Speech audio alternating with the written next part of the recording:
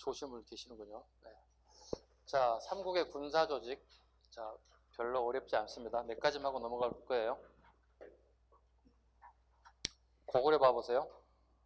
네, 성 단위로했다. 성에 몇 줄 꼽아요? 성 단위로 편제가 되었고 성주가 자기 병력을 소유하였다. 그 다음에 군관제도. 비상시에 군대를 동원할 경우에 국가는 중앙에서 대모달, 말격 등을 군관으로 파견하고 일시적인 지휘권도 행사했다. 3번 왕당 갑니다.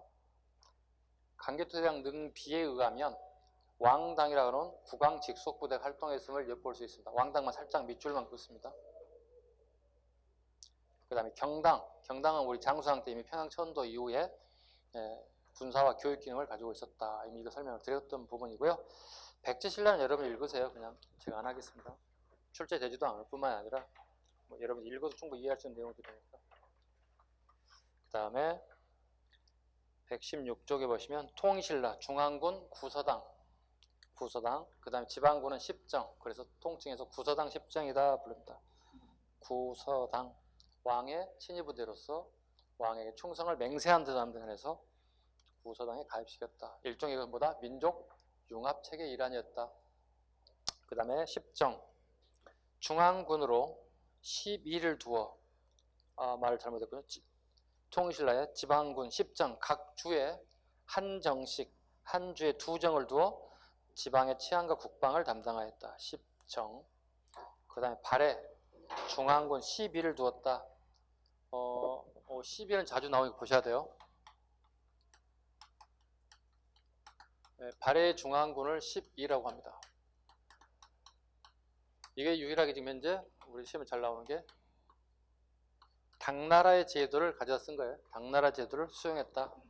네, 당해 제도를 수용했다. 12. 발해의 12제도는 당해 제도다. 그 다음에 구서당의 통일신라 중앙군 보겠습니다.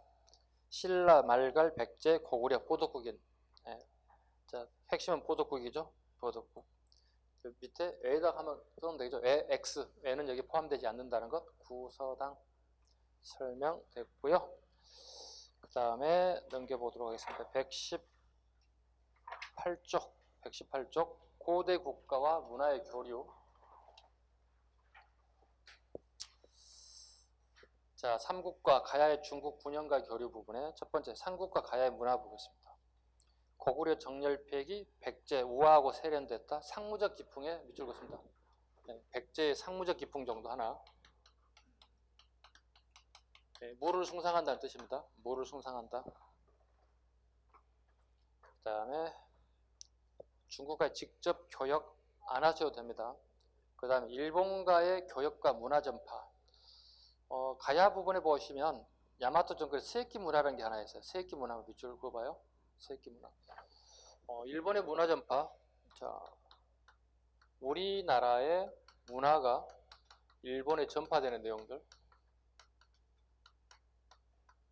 어느 시대에 뭐가 전파되는지 한번 살펴볼까요? 신석기 보겠습니다. 신석기 시대 일본은 뭐가 건넜을까? 기본입니다, 이거. 조몽토기. 그 다음에 청동기. 야요이 문화. 농사 짓는 방법들이 건너간 거죠. 토기하면 다 아실 거고요. 그 다음에 철기시대가 오게 되면서 우리 철기시대의 가장 대표적인 나라 이제 가야를 보겠습니다.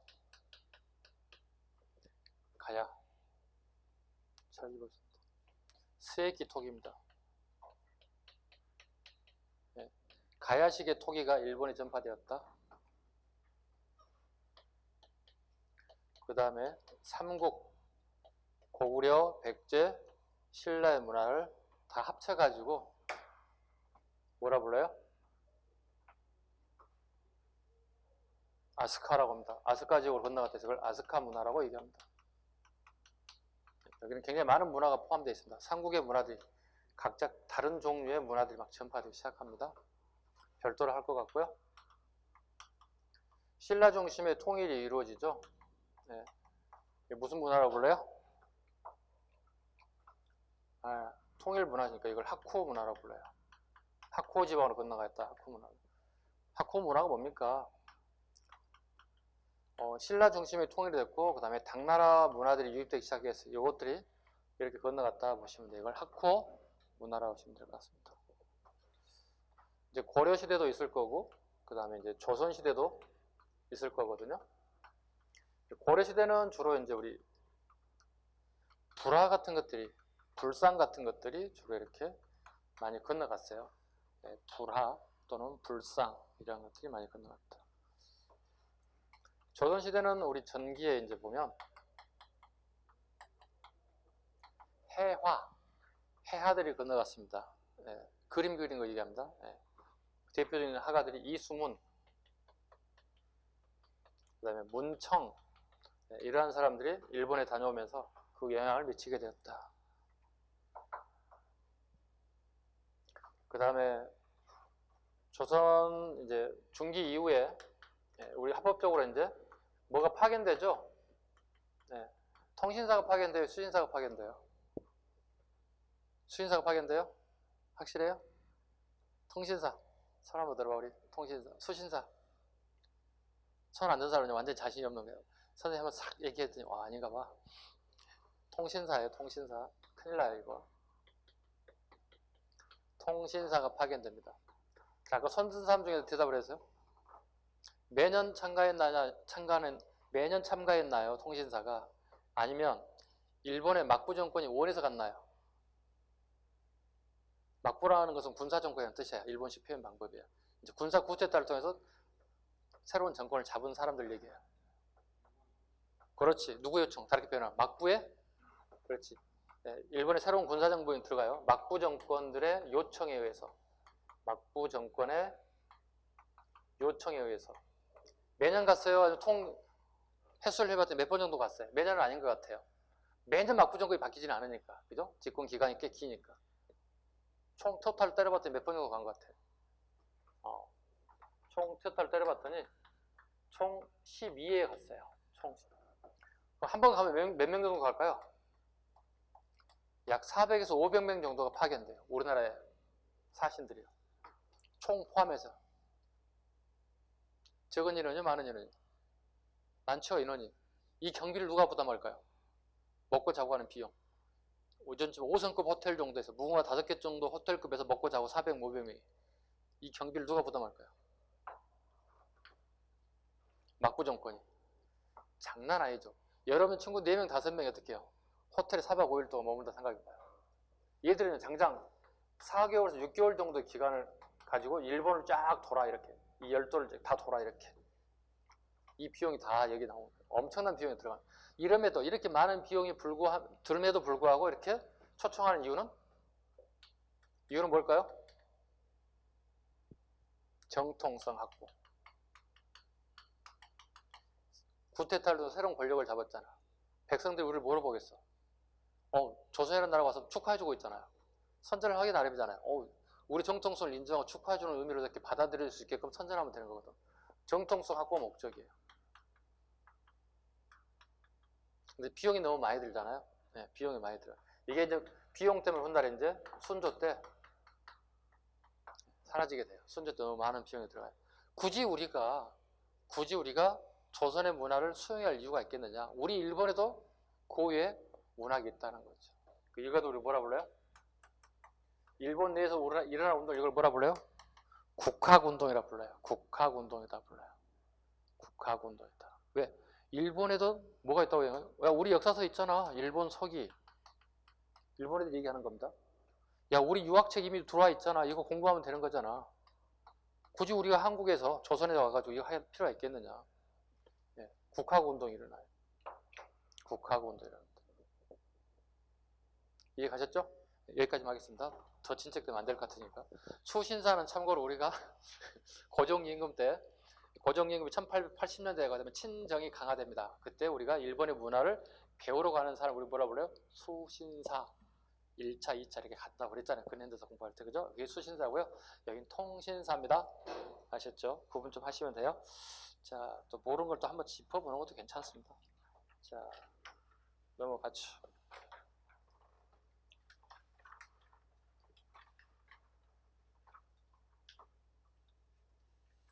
다음에 120쪽 통일신라 발해 문화교류. 이거 안 하겠습니다. 특별히 나올 게 없어요. 나올 게 없습니다. 자, 바로 122쪽 갑니다. 여러분들이 오늘 해야 할 하이라이트가 이제 기다리고 있습니다. 하이라이트가 기다리고 있습니다.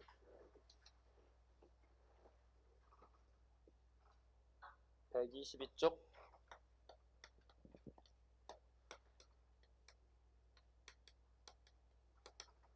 자, 이제 고대 문화, 불교사가 중심이 이제 수업이 진행되도록 하겠습니다. 오늘 불교사를 시간으로 본다면 다 못할 것 같아요. 그죠? 앞으로 남아있는 시간이 기껏해 1시간 반 정도밖에 안 남아있어서 하는 데까지 하되 다는 아직 못할 것 같습니다. 왜냐하면 불교사는 여러분들 가장 어려워하는 부분이기도 하고 또 질문도 가장 많은 부분이기도 하고 혹시 수업을 하는데 선생님 잘 이해 안 되는 부분이 있으면 질문하세요. 손들어. 선생님 좀 모르겠어요. 다시 한번 설명해 주세요. 지나가면 설명하기 어렵잖아요. 질문하기 어렵잖아요. 그죠? 가끔 저한테 뭐 문자라든가 톡으로 질문해 주시는데 한계가 있잖아요. 왜냐면 저도 글로 쓰는 게 한계가 있어요. 말로 하는 게 저도 실은 편하고 좋아요. 그래서 저 여기 있을 때 좀 될 수 있는 질문을 하세요. 여기 있을 때 정 안 되면 복습하면서 안 되면 질문을 문자를 보내시는 건 상관이 없는데 오늘 처음 오신 분들 제 문자 전화번호 잘 모르시잖아요. 방송 타면 안 되기 때문에 끝나고 저 사이드에도 살짝 적어 드릴 테니까 그때 적어서 저한테 문자 보내시기 바랍니다. 자, 보겠습니다. 자, 불교 갑니다. 불교의 전례 갑니다. 앞부분은 쉬워요. 자, 고구려 보겠습니다. 소수림왕 때 이미 했어요. 소수림왕 때 전진의 승려 순도가 맞죠? 전진의 승려 순도가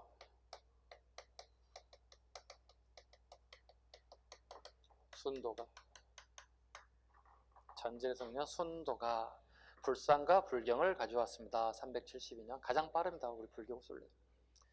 전진의 승려 순도가 불상화되었다. 자, 계속 했죠 이거? 자, 보겠습니다. 북방불교, 남방불교. 북방불교입니다. 북방불교. 북쪽에서 왔습니다. 전진이라는 나라를 제가 지도상에서 계속 그렸죠.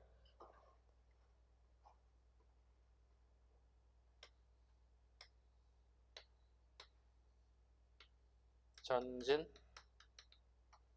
동진, 백제 이런 식으로 나왔다.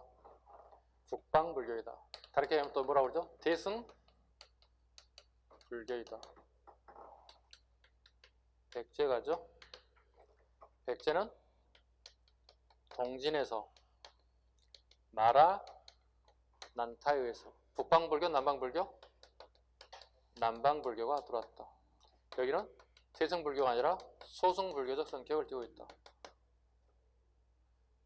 자, 보시죠. 여기 저 밑에가 여기가 인도라고 생각해봐. 인도에서 어떻게 히말라야 산맥을 건너서 이렇게 건너왔다. 두 줄기 물줄기를 건너왔다고. 즉 하남 지역과 하북 지역 두 군데를 건너왔다고. 됐죠? 보시죠. 자, 인도에서 불교를 일으킨 인물이 누구예요? 이게 봐 빨리. 석가모니다. 네, 괜찮아요. 막 틀려도 괜찮고 맞아도 괜찮아. 막 중구나 막 던져 괜찮아. 내가 다 이해해. 내가 아는 거 다 던져 그냥. 불교를 처음 일으킨 사람이 누구야? 이름 얘기야. 인도의 왕자 출신이야.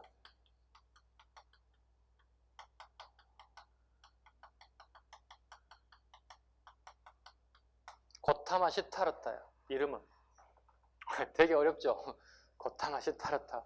여기에 석가모니 부처 이름 들어가 있어? 안 들어가 있어? 한마디도 안 들어가 있잖아. 석가모니 부처 들어가 있어? 아도 없잖아. 고타마 시타르타 두 개 잘라도 고타마 시타르타밖에 안 들어가 있잖아. 근데 이 사람은 인도의 왕자 출신이야. 그리고 이미 이 사람은 기혼자야. 그리고 기혼자뿐만 아니라 자식도 있어. 근데 사회적 환경이 다른 나라, 이민족으로부터 지배를 받고 있는 나라의 왕자 출신이야. 이해 가셨죠? 행복하면서 약간 불행한 부분이 있어. 그죠? 행복하면서도 약간, 자신의 신분에 봤을 때는 행복한 거잖아. 왕자 출신으로 태어났으니까. 이렇게 좋게 태어난 경우 없잖아요. 그죠? 우리는 그렇게 하고 싶어도 못 태어났잖아. 우리 부모님을 만나가지고. 우리 부모님 욕할 뻔했어요. 우리 부모님을 만나서 제가 아무리 용서름을 쳐도 어떻게 방법이 없었어요. 용서스름을 쳐도 안 된다. 고타마 시타르타. 자, 이 사람은 그 출가의 원인을 한번 살펴보면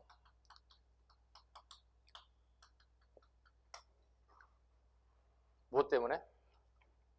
여자 때문에. 여자 때문에 출가하신 분들이 대부분 잘 돼요. 승려들이. 이 이름을 많이 알리게 되는 것 같아요. 자, 이분은 기혼자인데 그 궁궐에 보시면 굉장히 많은 그 궁녀들이 돌아다녀요. 되게 궁녀들이 선발을 해서 뽑는 사람들이다 보니 되게 이뻐요. 그 낮에 봤던 그 궁녀이 너무 이쁜 거야. 그래서 저녁에 쭉 순찰을 돌다가 이쯤 되니까 궁녀들이 잠자고 있는 방쯤 가까이 왔어요. 그래서 되게 궁금했어요. 이 여인들은 어떻게 잘까? 그래서 하인들 끌고 살짝 가가지고 문을 살짝 열어봤어요. 궁녀들이 자는 모습을 살짝 열어봤어요. 근데 우리가 남자든 여자든 간에 잠잘 때 모습과 평상시의 모습, 여성들이 화장했을 때 모습과 화장하지 않았을 때 모습과 잠자는 모습은 완전 다르잖아요. 잠자는 모습을 이렇게 얌전히 자신 분도 계시지만 그냥 이렇게 헐레하고 자신 분들 있을 거 아니에요. 이 모습을 고타마 시타르타가 목격을 했어요. 자, 봐봐요. 낮에 봤던 그 아름다운 궁녀의 모습이 저녁에 오간데가 없어졌어요. 다 사라졌어요. 왜 사라졌을까요? 잘 봐봐요. 진리를 터득하고 있잖아요. 그 아름다웠던 여인의 모습이, 주간에 봤던 모습이 야간에는 헤벨레하고 자더라고요. 화장기 없이 쫙 지우고 하죠. 봐요. 그 여인이 그 여인이잖아. 그 여자가 그 여자잖아. 낮에 본 여자와 저녁에 본 여자가 갑자기 틀려. 동일한 여자잖아. 그죠? 같은 여자인데 지금 뭐가 달라진 거야? 뭐가 달라졌어요? 뭐가 달라졌어요? 내 마음이 달라진 거잖아. 그렇잖아요. 꽃 같은 여자잖아요. 주간에 본 여자와 야간에 잠잤을 때 보는 여자가 꽃 같은 여자야. 꽃 같은 여자인데 내가 봤을 때는 달리 보인다는 거지. 그게 뭐야? 내 마음이 달라진 거예요. 이거 내하고 터득하기 시작한다고요. 안 되겠네? 보셔야 되겠네? 네, 그래서 승려가 되기 시작하는 건 출가를 하게 되는 거죠. 출가의 원인이 결과적으로 뭐예요? 여자 때문이에요. 그래서 어떻게 해요? 왕비와 왕자들을 다 버리고 드디어 고행의 길을 시작한다고요. 돌고 어디 나무에서? 보리수 나무에서 터득하잖아요. 보리수 나무 밑에 터득하잖아요. 터득해요. 그 결과 많은 10명의 뛰어난 제자들이 만들어지고 자기 와이프와 자기 아들들도 제자가 되기 시작하죠. 대단한 거죠. 와이프와 자기 아들내미들도 제자가 된다고요. 석가의 제자가 된다고. 이게 고타마 시타르타예요. 이 사람 우리 뭐라 불러요? 여러분 지금 아무것도 모르는 것 같아서 기초부터 해야 할 것 같은 생각 확 들었어요 지금. 야, 이분들이 모르는구나. 고타마 시타르타라니 처음 들어본 이름인데 내가 알고 있는 것은 석가모니하고 부처밖에 없는데. 자, 볼까요? 석가모니. 자, 모르면 일단 잘라봐 이렇게.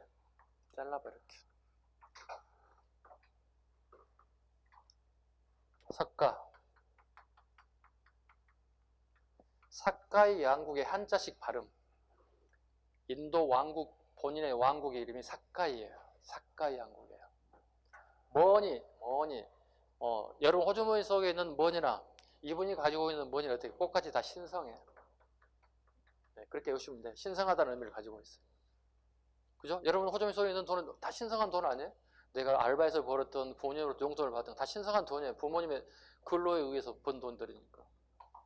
부처. 깨달았다. 깨달은 자. 석가모니 부처에는 전혀 고타마 시타르타 이름 한자도 안 들어가 있죠. 그죠? 우리는 부처님 오신 날이라고 불러요? 석가모니 오는 날이라고 불렀어요? 그동안에? 석가모니 오는 날이라고 붙였어요. 잘 됐어요? 잘못됐어요? 잘못됐죠. 제 휴대폰 갤러리에도 휴대폰 회사에서 만든, 삼성에서 만든 회사에서 석가모니 오신 날 적어놨어요. 이런 썩을 놈의 새끼들 내가 매년 아직도 안 고쳤네 이렇게 해요. 이걸 업그레이드 해줘야지. 쓸데없는 거 업그레이드 누르라고 자꾸 문자 오잖아요. 뭘 고쳐야 돼요? 석가모니 오신 날 관계 있어 없어 우리하고? 사카이 양국에 온 거다 우리가 관계 있어 없어? 아무 관계 없어요. 누가 온 걸로 해줘야 돼? 깨달은 자가 온 날에 하는 게 낫지. 뭐가 돼? 그럼 뭐라고 붙여주는 게 좋겠어? 부처님 오신 날이 가장 그나마 제일 정확한 표현 방법 중이에요. 좀 이따 쉬는 시간에 여러분들 휴대폰 그 날짜 있잖아요. 날짜 보시면 공일 막 표시된 거 있잖아요. 여러분 스케줄표도 막 적잖아요. 저도 적고 있는데 거기 한번 봐봐. 5월달에 석가모니 오신 날로 돼 있는지 부처님 오신 날로 돼 있는지. 최근 우리 정부 작년 문재인 정부 때부터는 석가모니 오신 날이 아니라 부처님 오신 날로 바꿨어요. 이런 건의를 받아들였어요. 역사학계에. 어때요? 괜찮죠? 예. 알고 보니 어떻게 잘못된 것은 바로 잡아야 된다는 생각이 들겠죠? 자, 봐봐요. 자, 석가모니 부처에는 유명한 10제자들이 있어요. 그죠? 유명한 제자들이 있어요. 자, 얘네들은 석가모니와 꼭 같은 생활을 했어요. 같이 먹고 자고 똑같이 행동을 했어요. 그리고 석가모니가 말씀하신 걸 전부 다 어떻게 했어요? 배웠어요. 암송했다고요. 그래서 우리 절간에 가시면 스님들이 뭐라 불러요? 이렇게 하죠. 목탁소리를 아하하하하하하하하 알아먹지 못한 얘기 계속 하죠. 중얼중얼 하죠. 뭐 하고 있어요? 자기가 아는 내용을 계속 암송한다고. 왜요? 자기 스승이 부처잖아요. 그래서 부처가 하신 말씀을 내가 잊어버리면 안 되는 거야. 내가 죽어버리면 안 되는 거야. 전쟁에 죽어버리면 안 되는 거야. 그래서 어떻게 해요? 여기다 다 집어넣는 거야. 그래서 부처님 말씀을 전부 다 암송해서 머리 집어넣는 거야. 근데 이게 일정 기간이 지나니까 이 사람이 죽잖아요. 열반하잖아요. 그럼 이 후손에게, 후배에게 이걸 알려줘야 할 필요가 있잖아요. 그죠? 근데 후배가 이걸 다 암송 못하고 까먹을 수 있잖아요. 그럼 뭔가 기록을 해야 할 필요가 있다는 얘기가 되겠지. 그 기록이 뭐가 되는 거죠, 이제? 이게 불경이 되는 거예요. 불경 결과적으로 누구의 말씀인 거예요? 부처의 말씀을 제자들이 열심히 적은 거예요. 제자들이 열심히 막 적기 시작한 거야. 자, 그럼 암송은 우리 지금까지 남아있어. 스님들이 어떻게 그 뿌리를 못 버리고 있는 거야. 불제자가 되면 최소한 이 정도는 암송해야 한다고 생각하거든요. 가장 기본적인 게 하엄경 정도는 암송해야지 이렇게 된다는 얘기지. 하엄경이란 게 뭐냐면 부처님 말씀을 가장 간결하고 화려한 글씨체로 써놓은 거예요. 이게 하엄경이에요. 이걸 암송하고 불경하는 거죠. 암송하는 이유를 이제 알겠죠. 암송하는 이유. 지금까지 스님들이 암경에 목탁 두들기면서. 가끔은 여러분 시내 보시면 장사집에 장사하신 영업집에 가고 스님들 어떻게 탁발 두드리는 거 보셨죠? 시주 받으러 온 거잖아요. 만원짜리 던져주면 막 하잖아요. 예전에 우리 그 아는 분의 집에 놀러 갔는데 스님이 오셨어요. 그래서 야 빨리 드려. 돈 빨리 드려 보내라는 얘기. 장사하는데 귀찮으니까. 그래서 제가 갔어요. 알았어요. 제가 할게요. 하엄경 한번 해보세요. 제가 돈 많이 드릴게요. 시주 많이 할게요. 감사합니다 하고 탁 가시더라고요. 하엄경 몰라요. 하엄경을 암송하지 못하신 분이 나오신 거예요. 이걸 갖다 우리 뭐라 불러요? 조선시대 2판승, 4판승 할 때 4판승이라 불러요. 주로 밖에 나와서 시주 받으신 분들을 4판승이라 불러요. 왜? 조선시대 억불숭이 정책을 펼치잖아요. 그죠? 불교를 억압하잖아요. 그럼 불교가 살아야 되잖아요. 지네들 어떤 자생력을 길러내야 되잖아요. 그래서 투표로 날라. 야, 불경 공부 열심히 할 놈들 이쪽으로 빠져. 난 죽어도 불경 못 외우겠고 그냥 나무 떼고 그냥 밥하고 그냥 농사 짓고 그냥 절간에 허드렛 일 정도 할게. 야, 너희들 빠져. 사판승. 너희들 불경 계속 공부해. 너희들은 어떻게 해야 돼? 시주 받아와. 이게 사판승이야. 사판승 굳이 공부를 잘할 이유가 없어. 이판승 어떻게 될까? 열심히 정말 빡세게 해야 돼. 이거 다 암송하고 막 해석하고 논문 쓰고 막 이래야 돼. 이게 이판승이야. 그래서 우리 싸울 때 뭐라 불러? 이판? 사판 싸운다. 이거 불교 용어야. 불교 용어. 이판승과 사판승으로 나뉘어지는 거야. 그래서 너무 신뢰하지 마. 여러분 혹시 뭐 부모님이나 뭐 가족 친치가 식당을 하거나 장사하시는 집이 계신데 가끔씩 스님들 오셔가지고 목탁 두들기면 어떻게 그러려니 해. 아이고 사판성 오셨네. 만원짜리 하나 주시고 빨리 가시라고 보내. 그리고 복 받으세요. 예 안녕히 가세요. 이렇게 하시면 돼요. 괜히 선생님처럼 가고 하은경 한번 해봐요. 제가 돈 많이 시주할 테니까요. 연락이 도망간다. 돈 죽이시는 분 그렇게 얘기하시면 돼. 하은경 한번 해주세요. 암송 한번 해주세요. 처음부터 끝까지요. 하루 종일 걸려요. 하루 종일 어떻게 해요. 계속 돌아야 돈 벌어야 되는데. 자, 이해 가셨어요? 조금 이제 이판승, 사판승에 관련된 얘기들. 자, 이거 불경이 이거 암송됐어요. 자, 그런데 이게 어디를 건너왔어요? 중국으로 건너오기 시작했어요. 중국으로 건너올 때는 뭐가 되냐면 이미 이분의 제자들이 다 돌아가셨어요. 몇백 년이 지나가 시기에 다시 중국으로 건너왔다고. 자, 그런데 뭐가 건너온 거야 지금? 불제자도 제자지만 불경책에 넘어오기 시작한다고. 불교 경전이 넘어오기 시작한다고. 전체적으로 봤을 때 중국에서 공부했던 사람들은 거의 대부분이 부처님의 직계제자가 아니에요. 직접 나한테 교육받은 사람들이 아니라고요. 그렇다면 이론에 대한 해석이 각자 달라질 수밖에 없어요. 누구로부터 배웠냐에 따라 이론이 각자 달라진다고. 불경에 대한 해석이 달라진다고. 이게 우리 쉽게 얘기하면 논문이 되는 거예요. 우리 대학에서 쓰는 논문 정도 되는 거예요. 논문은 꼭 같으면 돼, 안 돼? 안 되잖아요. 뭐 표절 논란이 막 일어나는 거잖아요. 각자 다른 해석을 하게 되는 거예요. 이게 이제 논문이 우리 이걸 뭐라 불러요? 교정이라 불러요. 교정이라 불러요. 본격적으로 교정이라는 단어 아셔야 돼요. 교정은 뭘 공부하는 거죠? 부처님의 말씀, 즉 뭐죠? 불경책이죠. 불경을 공부하는 거예요. 근데 교정은 어떻게요? 똑같아요? 달라요? 해석 방법이 각자 다 달라요. 다 달라요. 그래서 우리 신라에 들어온 걸 우리 뭐라 불러요? 교정이 총 몇 개 들어왔다 얘기하는 거예요? 5개. 이걸 오교라 불러요. 이해 가셨죠? 이게 교정이에요. 자, 교정합니다. 다시 합니다. 교정을 뭘 공부하는 거라고요? 부처님의 말씀을 공부하는 거다고요. 근데 중국어로 건너면서 어떻게 자기 직계 제자들이 아니고 직계 쭉 하다 보니까 어떻게 한참 밑에 있는 중국의 제자들이 그 교육을 받고 자기 나름대로 해석을 하기 시작했다고. 이걸 뭐라 부른다? 교정이라고 한다고요. 자, 교정의 문제가 불교의 모든 문제를 해결하지 못했어요. 그래서 중국에 달마대사라는 사람이 등장하기 시작해요. 중국에 달마대사, 인도 사람인데 중국의 장강을 건너서 인도에서 불교를 가지고 다 새롭게 들어왔어요. 이 사람은 이렇게 얘기해요. 교정이 모든 것이 아니라고 얘기하고 있어요. 자, 교정 아까 얘기했듯이 부처님의 말씀을 공부하는 거예요. 불경을 공부하는 거예요. 그렇다면 우리가 놓친 게 하나 있다는 거죠.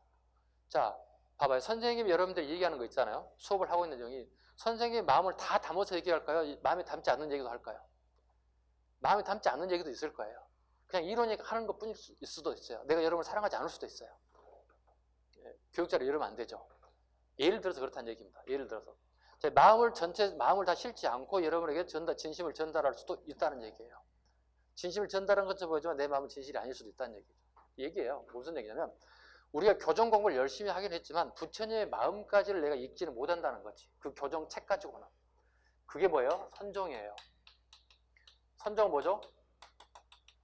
부처의 마음을 공부하는 걸 우리 뭐라 불러요? 이걸 선정이라 불러요. 자, 이제 교정과 선정의 의미 자체를 좀 이해하셔야 돼요. 자, 다시 한번 정리하겠습니다. 교정은 부처님의 말씀을, 불교 경전을 내가 해석하고 공부하는 거다. 선정은요, 부처의 마음을 내가 헤아리는 것. 이게 선정이란다. 이게 우리나라에 몇 개가 생겼다? 9개가 생겼다. 어디에? 경주에서 멀어진 지역에, 각 지역의 높은 산 속에 만들어졌다. 이걸 합치면 뭐라 불러? 신라의 불교를 오교 구산이라고 부른다. 신라에 드디어 5개의 교정과 5개의 구산이 선정이 만들기 시작했다. 이걸 오교 구산이라 한다. 여러분 가장 중요한 건 지금 한 게 뭐가 있어요? 교정과 선정이 다르다는 걸 이해 갔었어. 그죠? 교정이 어떤 의미를 가지고 있고 선정이 어떤 의미를 가지고 있다. 충분히 이해 갔을 겁니다. 다시 갑니다. 신라로 가보겠습니다. 자, 다시 우리 유인물 갑니다. 122쪽. 신라 가겠습니다. 눌지왕. 고구려의 무코자가 포교했다. 눌지왕이 보겠습니다. 고구려 백제 신라 눌지마리간. 고구려의 무코자가 전파했다. 그러나 공인되지는 못하였다. 공인되지는 못하였다. 공인되지는 못하였다. 그러나 법웅왕 때 2차돈의 순교로 결과적으로 공인이 되었다. 공인되었지만 귀족들에게 하는 자리를 넘겨줬다고 그랬죠? 딜을 했다고 그랬죠? 무슨 자리를 하나 넘겨줬습니까? 예, 상대등 자리를 하나 넘겨줬다. 딜을 했다. 공인되면서. 또 법웅왕의 조카였던 2차돈이 순교했다. 그 순교를 하는 기념탑이 하나 만들어졌다. 좌측에 그림 한번 봐보시죠. 밑에 좌측 2차돈 순교 사실을 새긴 돌기둥 경주 박물관에 소장되어 있고 2차돈 공양탑 또는 백률사 석탕이라고 한다. 밑줄 긋습니다. 백률사 석당이라고 한다. 예, 이거 한 3년 됐네요. 3년 전 우리 경찰 기술 같은데요. 이 정도는 잡아야 되겠죠. 네. 2차들의 순교. 자, 그 다음에 우리 초기 불교의 특징 가도록 하겠습니다. 초기 불교의 특징. 우리나라에 대승불교와 소승불교가 뒤섞여 들어왔지만 대승불교가 주류를 이루었다. 여러 정파를 안주 사상적인 발전을 거듭하였고 훗날 토착 신앙과 융합, 샤머니즘 성격도 띠게 되었다. 삼국 불교의 성격, 왕실과 귀족 불교이다. 왕실에서 먼저 받아들였고 귀족은 처음에 반대했다. 쟤들 무슨 짓, 다른 짓 하려고 하는 거 아니야? 약간 의심의 눈초리를 봤다는 거야, 귀족들이. 좀 지나고 보니까 괜찮은 것 같은데? 왜? 왕권과 귀족들이 좋은 것 같아. 이거 가져가야 되겠네. 그래서 왕실과 귀족들이 선두주자가 되었다. 그 다음에 이네들이 가장 중요하게 얘기한 게 있습니다. 두 번째를 보세요. 진종설. 부처의 집안으로 다시 왕으로 환생했다는 것. 진종설. 그 다음에 윤회설. 진종설, 윤회설. 진종설, 윤회설. 중요한 단어들이 나오고 있습니다. 진종설, 윤회설. 그 다음에 업보, 업설. 이거 한번 볼까요? 부처의 집안으로 다시 환생했다. 인생은 죽음은 끝이 아니라 돌고 돈다는 거야. 돌고 돈다. 돌고 도는데 업설은 이거 좀 밀접한 관련이 있습니다. 업설은 밀접한 관련이 있습니다. 자, 내가 뭐 이런 거 믿지는 않지만 우리가 전생에 내가 어떤 사람이었을까? 전생이 있다면 궁금하죠. 대부분 어떻게 나는 왕자나 공주 이 정도 귀족의 뭐 이런 정도 생각하기를 쉽는데 전생에 있으면 내가 현생에 있겠죠. 자, 봐볼까요? 내가 현생에 신분이 무언가 봐보시죠. 내가 귀족이다. 그럼 전생에 뭐라냐? 최소 내가 귀족이었다는 거지. 이거 뭐죠? 내가 충분하게 덕을 쌓았기 때문에 몇백 년, 몇천 년이 지나고 난 다음에 한 생에서 똑같은 신분으로 내가 태어났다. 그런데 내가 현재 신분이 내가 일반 백성이다. 백성도 아니고 내가 노비다. 이거 봐요. 요 시기에, 전생 시기에 업을 쌓지 못했기 때문에 낮은 신분으로 태어났다는 거예요. 그럼 이 신라라고 하는 나라는 지극히 신분제 사회라는 뜻이에요. 그 신분제 사회를 갖다가 여러분이 받아들여 수용해달라는 얘기예요. 인정하라는 얘기죠. 왜? 야, 니네 옛날에 전생에 태어날 때 그렇게 부처님에게 공덕을 쌓은 기록이 없어.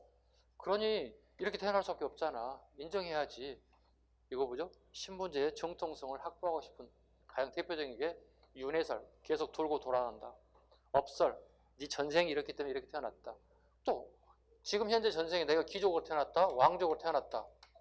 그만큼 그 전생이 뛰어난 업적을 쌓았다는, 업을 쌓았다는 얘기죠. 자, 여러분 제가 비유해 볼게요. 기본적으로 한번 얘기해 볼게요. 지금 여러분 공부하고 있는 과거 시험이야, 그죠? 고려시대로 들어가 볼게요. 고려시대 과거 시험을 준비할 수 있는 사람은 어느 신분이었어요? 향리 이상의 신분이었어요. 최소한 여러분 향리 이상의 신분이 됐다는 얘기지. 그럼 여러분 전생에 고려시대 최소한 뭐 했다는 거예요? 향리 이상의 신분이었다는 거예요. 기분 좋아졌잖아요. 왜? 향리 밑에도 많은 계급들이 있잖아요. 최하의 노비도 있잖아요. 최소한도 내가 어떻게 돼? 현생이라면 어떻게 해? 내가 전생에 노비는 아니었다는 거예요. 최소한도.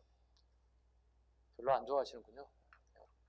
관심이 없군요. 내가 전생에 노비가 됐든 향리가 됐든 귀족의 자제가 됐든 전혀 관심이 없는군요. 확 바꿔야 되겠네요. 그러면 확 바꿀 수가 없네요. 어쩔 수가 없네요. 바뀌는. 자, 기분 좋아지라고 얘기한 건데 전혀 반응이 없으시니까 앞으로 좋은 얘기를 안 하고 계속 여러분을 디스만 하더라도 제가 마이크 잡고 얘기하겠습니다. 우리 학원생들 드럽게 공부 못해요. 보이시죠? 드럽게 공부 못합니다. 이렇게 디스하면 여러분 안 좋아하시잖아요. 좋아하셔야 된다니까. 네, 그래도 최소한 예전에 신분이 전생에 과거 시험을 준비할 정도 신분은 가지고 있었네. 기분 좋아져야지. 자, 또 해서 가볼게요. 자, 두 번째, 호국적 성격을 띠고 있다. 호국 불교의 성격을 띠고 있다. 호국, 나라를 지킨다. 불교가 우리를 지켜줄 것이다. 즉, 우리나라를 불국의 나라로 만들면 그 부처님께서 우리를 지켜줄 것이다 하는 걸. 우리나라를 무슨 나라로 만든다고요? 불국의 나라. 부처님의 나라를 만들면 그 부처가 우리를 지켜줄 것이다. 호국 불교적 성격을 띠고 있다고. 증명하는 게 뭐입니까? 인왕경, 인왕법회, 백자강해, 팔관해. 이거 전부 다 뭐예요? 불교 행사들이에요. 불교 행사들이에요. 그 다음에 항룡사 구충목탑. 이거 선덕여왕 때 신라를 제외한 모든 나라를, 주변 나라들 전부 다 정복 국가의 대상으로 포함됐다. 고구려, 백제, 외, 그 다음에 북방에 중국의 여러 나라들 정벌 대상 국가로 삼았다. 이게 황룡사 구축목다. 그리고 이걸 호국적 성격 또는 호국 불교적 성격을 띄었다. 그 다음에 현재 구복적 성격을 띈다. 내가 꼭 죽어서 천당 가는 게 아니라 내가 살아서도 천국이고 싶다. 이게 현재 구복적이에요. 현재도 복을 받고 싶다. 좀 이율 비반적이죠. 왜? 불교라는 것은 기본적으로 불교뿐만 아니라 모든 종교의 가장 기본은 뭐냐면 내세관이에요. 내세관이에요. 내가 오늘 열심히 싸워서 열심히 일하고 덕을 많이 쌓아서 좋은 일을 많이 해서 내가 사후에 새로 올 세상에 대한 뜻이잖아요. 올 내자, 세상 세자. 새로운 세상에 오면 내가 그 세계에 천국에 가고 싶다는 생각이거든. 다 내세관이 기본이에요. 그럼에도 불구하고 우리나라의 불교는 들어와서 내세관뿐만이 아니라 현세관도, 나도 현재도 내 복을 받고 싶다. 현세관적 성격을 띠고 있다. 그 다음에 민간신앙과도 연결되어 있다. 불교 역할, 중앙집권화에 기여했다. 중앙집권화에 기여했고 철학적 인식의 토대가 구축됐다. 예, 불교가 어떻게 따지면 철학이에요. 불교 철학이 굉장히 어렵습니다. 예. 그다음에 고대 문화의 발달을 하는데 한 축을 이루었다. 그 다음에 불교의 발전 보겠습니다. 고구려 한번 볼까요? 자, 좀 어려운 것부터 한번 가보겠습니다.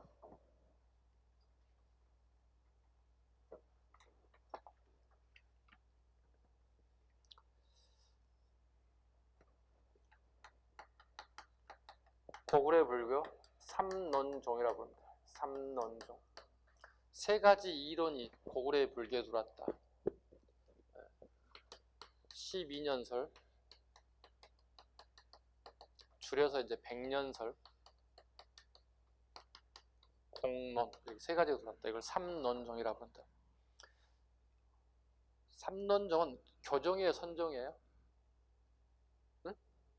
교종이야. 이론이라고 그랬잖아. 그러니까 중국의 여러 불제자들이 새롭게 이론을 막 만들어내고 자신만의 논문을 막 발표하는 거잖아요. 이런 세 가지 이론이라는 뜻이에요. 말 그대로 삼론종이에요. 삼론종이에요. 세 가지 이론이 들어왔다. 그 세 가지는 12년설, 백년설, 공론.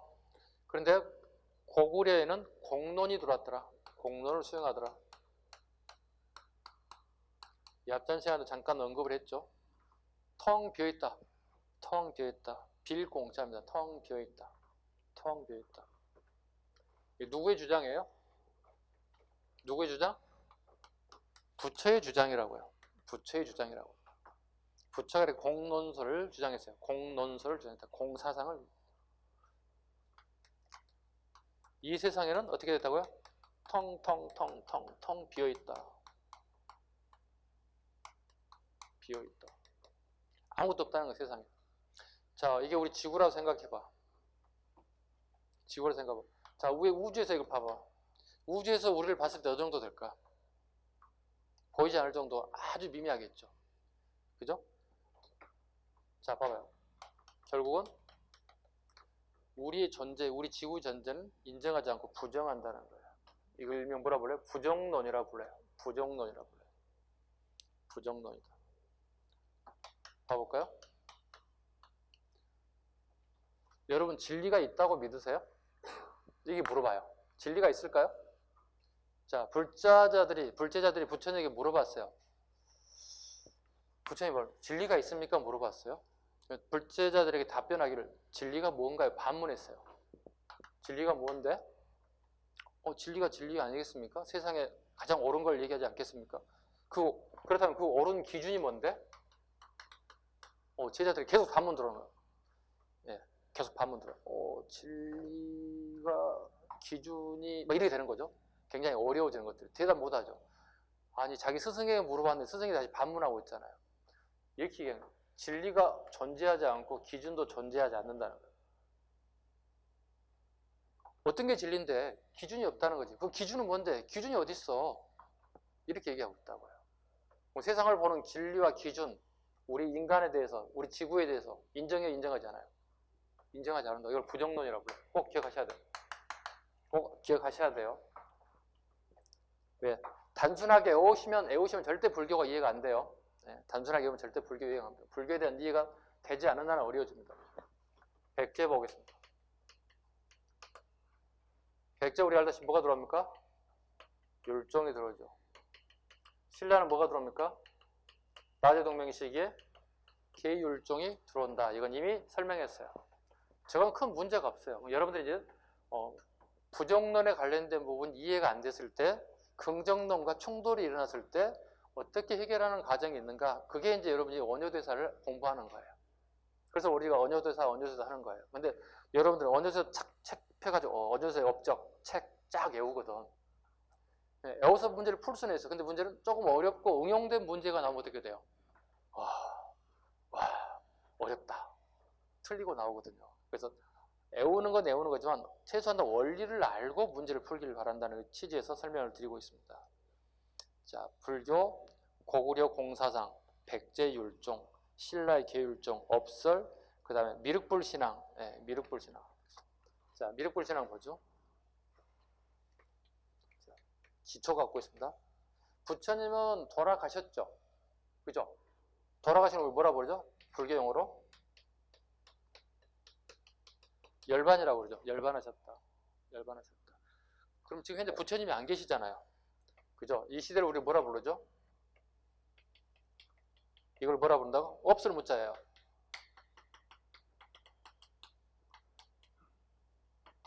뭐죠? 무불시대예요. 부처님이 안 계시는 시대다. 네, 무불시대다. 부처님 열반하셨으니까. 그런데 부처님이 안 계시는데 부처의 역할을 하는 사람들이 등장했다. 부처의 역할을 하는 사람이 등장했다. 이걸 우리 뭐라 부르죠? 보살이라 불러요. 보살이라 불러요. 이 우주 삼라만상에 부처는 지금 열반하고 안 계세요. 근데 그 부처의 역할을 할 수 있는 사람이 등장했는데 이걸 우리는 보살이라 불러요. 자, 봐봐. 이해를 잘하세요. 자, 선생님이 여기 칠판에 선 그은 부분까지 가볼게요. 저기까지 내가 도달하게 되면 내가 부처가 돼. 내가 깨달은 사람이 된다고. 오케이? 근데 깨닫지 못하고 여러분이 저에게 아주 슬픈 눈으로 나를 쳐다봐요. 선생님 오늘 점심도 못 먹고요. 저녁도 못 먹을 것 같아. 배고파 죽겠어요. 이거 민생고 좀 해결해줘. 이런 눈초리 한번 쳐다봐 주세요. 딱 갈 때, 수습할 때. 선 그을 때까지 가면 끝이요. 그 전에 미리 쳐다봐야 돼요. 수행 과정이에요. 수행을 이렇게 하고 있다는 거예요. 수행을 이렇게 가고 있어, 이렇게. 이때쯤 내가 싹 봤어요. 배불러고 졸리시는 분들이 많은데, 지금. 민생고 해결해주는 그런 눈초리를 봐줘야지. 그래야 수습할 거야. 내가 딱 수습했어. 오케이? 여기를 가야 내가 부처가 된다고 그랬잖아요. 그죠? 근데 여기를 가지 못하고 내가 여기에 딱 수습됐다고. 그리고 내가 여러분들과 같이 한다고. 여러분의 고통의 소리를 들었어요. 선생님 배고파요. 밥 한 그릇 사주세요. 제발. 이게 들려요. 고통의 소리를 내가 봤어요. 이걸 뭐라고 해요? 간음이라고 불러요. 볼간자, 소리 음자. 여러분의 고통의 소리를 들어서 이거 간음신앙이에요. 이게. 네? 그럼 내가 충분히 여기까지 8부 능선까지 더 갔기 때문에 조금만 더 가게 되면 내가 고타마 시타르처럼 내가 부처 깨달은 자가 될 수가 있어. 그럼에도 불구하고 내가 딱 수dob했어. 이런 사람을 우리 뭐라 부른다고요? 보살이라고 불러요. 잘 기억하셔야 돼요. 불교 용어 지금 하나씩 익혀가고 있어요. 그리고 부처의 무불시대에 이 역할을 한 사람을 우리 뭐라 불러? 이걸 지장보살이라고 불러요. 잘 기억하셔야 돼. 무불시대에 부처의 역할을 한 사람을 뭐라고 한다고요? 지장보살이라고 한다고. 이 대표적인 스님 누구예요? 신라승려? 김교각이 당나라 산둥반도 가고 당나라 헐벗은 사람들, 산둥반도 저기 헐벗은 사람들 어떻게 전부 다 먹여 살려요. 이게 김교각이 지장보살의 하신이 되었다 이렇게 얘기하잖아요. 그래서 이렇게 얘기하잖아요. 중국 산둥반도에 가면 우리나라 대통령 이름을 몰라도 누구를 알아요? 김교각 스님을 알아요. 그만큼 유명하신 분이에요. 그 시기에. 자, 볼까요? 자, 그런데 모든 중생들이 누굴 꼭 와주길 기다려요? 부처가 다시 와주기를 기다리죠. 그죠? 네. 그 부처가 뭐예요? 이게 뭐예요? 미륵불이에요. 이게 뭐라고요? 미륵불이에요. 이 미륵불은 와주기를 기원하는 거잖아. 이걸 뭐라 불러? 미래불이라고 불러요. 미래부처라고 불러요. 언젠가는 와줄 거야. 와줄 거야. 이거 궁예가 장난쳤잖아.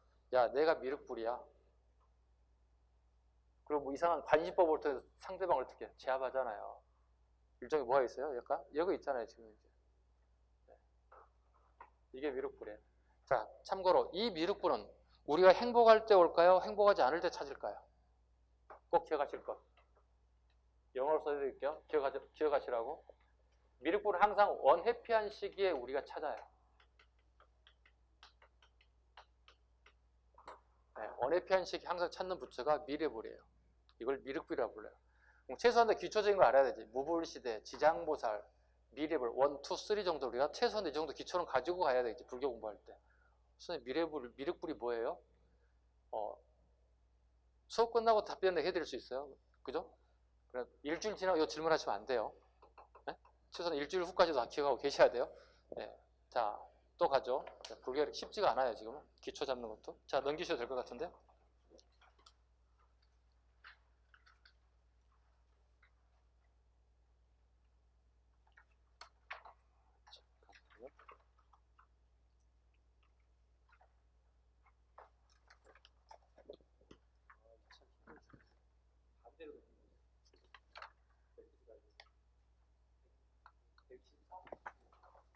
선생님이 책을 못 쳐버렸어. 힘들어 죽겠어. 124쪽. 124쪽. 자, 국가 주도의 불교 전파 보도록 하겠습니다. 첫 번째, 고구려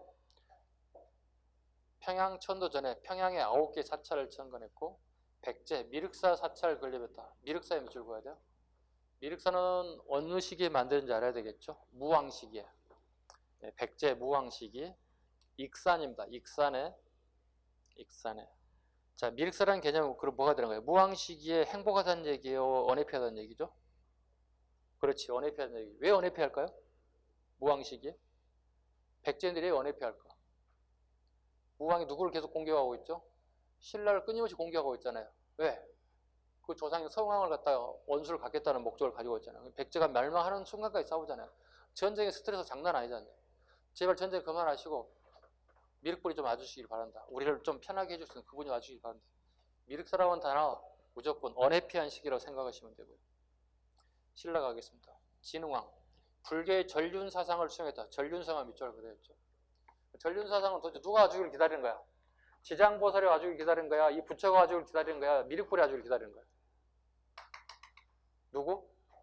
미륵이 와주길 기다리잖아. 이미 이분들 다 돌아가셨잖아. 그죠? 이 사람은 항상 주변에 있는 사람들이고 이 사람이 와주길 기다린다고. 이게 전륜상황이라고. 내가 그분이 오실 때까지 털을 깨끗이 닦아놓겠습니다. 전륜상황적 개념을 가지고 있다. 그 다음에요. 항룡사를 건립했다. 그 다음에 인왕백보자에 아주 그 지력이 높으신 스님 100명을 왕실에 초빙해서 하엄경을 막 암송하게끔 만드는 거예요. 그 다음에 팔관회를 거행했다. 국가의 안녕과 왕실의 번영. 앤드 전쟁터에서 돌아가신 하랑도들의 축원을 하는 행사. 두 가지 요소가 있다. 팔관의 목적 뭐라고요? 국가의 안녕과 왕실의 번영. 저거요? 모르시면. 국가의 안녕과 왕실의 번영. 국가의 안녕과 왕실의 번영. 국가의 안녕과 왕실의 번영. 이건 신라와 고려 팔관의 공통점이기도 하고, 신라의 특징이가 뭐라고요? 전쟁터 죽은 하랑도의 축원. 네, 천국 가달라는 얘기지. 하랑도의 축원 행사이기도 해요. 네, 신라가 좀 독특하죠. 네, 국가와 왕실 플러스 하랑도에 대한 축원. 네. 그 다음에요. 진평왕 가겠습니다. 진평왕. 중국 북조에 왕즉불 사상을 수행했다. 중국 북조에 밑줄 긋습니다. 좀 어려운 단어가 나옵니다. 중국 북조에 왕즉불 사상을 수행했다. 왕즉불에 밑줄 긋습니다. 왕즉불이란 왕이 곧 부처라는 뜻이에요. 써놓으세요. 왕이 곧 부처다. 네, 왕이 곧 부처다. 왕즉불 사상. 약간 왕들이 약간 정신이 나가기 시작하죠. 부처는 부처일 뿐이지 왕이 어떻게 부처가 돼? 말이 안 되는 거지. 네. 왕과 부처를 동일시하고 있어요. 이게 진종설이야. 석가적으로 표방해. 우리는 석가적의 이론이라는 약간 이상해지기 시작해 왕들이 지금. 왕즉불 사상을 수행하기 시작합니다. 신라 왕실을 불교식으로 신성화시켰다. 원광법사 세소고개를 작성하고 수날의 걸사표를 작성하고 자장율사는 선덕여왕에게 항룡사 구층복탑을 건립할 것을 건의하기도 했다. 자, 삼국의 승려들부터는 조금 쉬어가겠습니다. 네, 쉽니다.